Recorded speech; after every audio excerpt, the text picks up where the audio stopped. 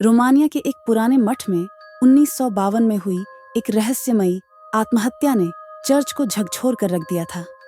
Church ने इसे एक साधारण आत्महत्या से ज्यादा गंभीर मामला माना और मामले की गहरी छानबीन के लिए दो विशेष व्यक्तियों को भेजा। फादर बर्के, एक अनुभवी पादरी, और सिस्टर आइरीन, एक युवा नन। वे इस घटना के पीछे के रहस्यों को जानने के लिए यहाँ आए थे, लेकिन वे क्या खोजेंगे, यह उनके लिए भी अनहोनी साबित होने वाला था। यह घटना उस समय की है जब दुनिया में विज्ञान और धर्म के बीच गहरे मतभेद थे। लोग न केवल आस्था रखते थे, बल्कि अंधविश्वास भी उन पर हावी था। ऐसे समय में जब किसी ने यह सुना कि रोमानिया के मठ में एक नन ने आत्महत्या कर ली है, तो डर और भय फैलना स्वाभाविक था। मठ के बारे में कहा जाता था कि वह जगह किसी भूतिया शक्ति से प्रभावित थी और वहां जाने वाले लोग वापस नहीं लौटते थे। इस मठ के बारे में कई किंवदंतियां थीं। कुछ कहते थे कि यह जगह पवित्र है, तो कुछ का मानना था कि यह जगह शैतानी ताकतों का निवास स्थान बन चुकी थी।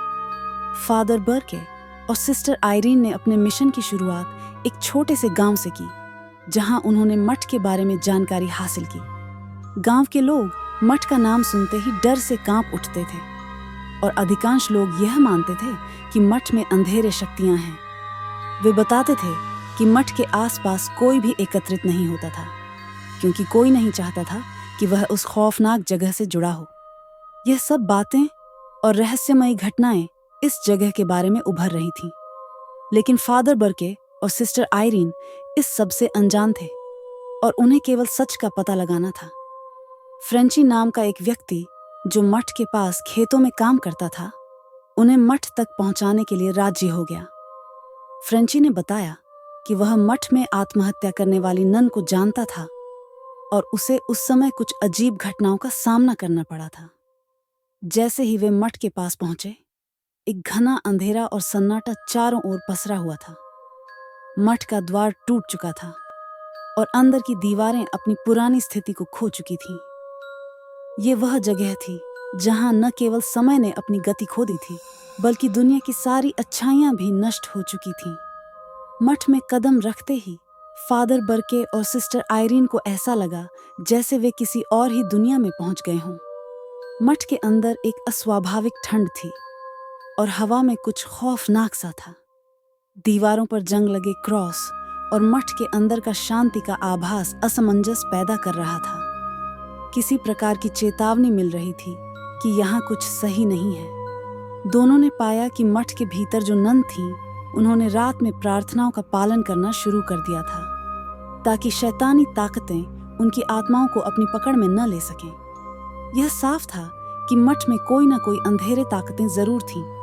रात का समय आते ही अजीब घटनाएं घटने लगीं। सिस्टर आइरीन को भयंकर और रहस्यमय सपने आने लगे।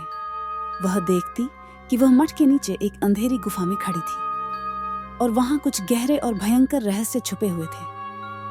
साथ ही फादर बर्के को एक छोटे बच्चे की आत्मा दिखती, जो उन्हें बार बार उस गुफा की ओर खींचता था। ये वही गुफा थी जहां कुछ बहुत बुरा छिपा हुआ था। आखिरकार जब फादर बर्के और सिस्टर आइरीन ने गुफा में प्रवेश किया, तो उन्होंने एक अदृश्य ताकत का सामना किया।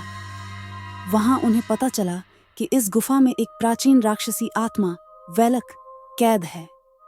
यह आत्मा, जो किसी समय एक बहुत शक्तिशाली राक्षस थी, अब मठ के नीचे एक गहरी गुफा में बंद थी।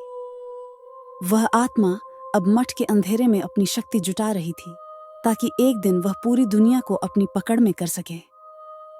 जैसे जैसे सिस्टर आइरीन और फादर बर्के इस रहस्य को समझने लगे, उन्हें यह एहसास हुआ कि वेलक के साथ उनका जुड़ाव कहीं गहरे था।